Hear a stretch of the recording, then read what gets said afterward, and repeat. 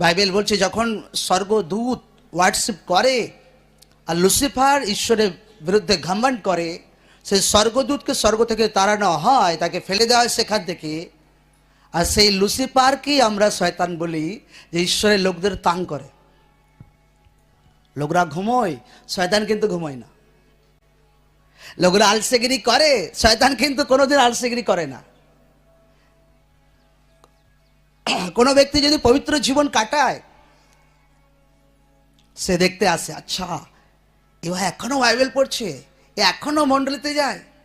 2-4 মাস পর আবার তাকে দেখতে আসে, আচ্ছা এ এখনো বাইবেল পড়ে, এ এখনো সুসমাচার প্রচার করে, এ এখনো ঈশ্বরের সঙ্গে জুড়ে থাকে।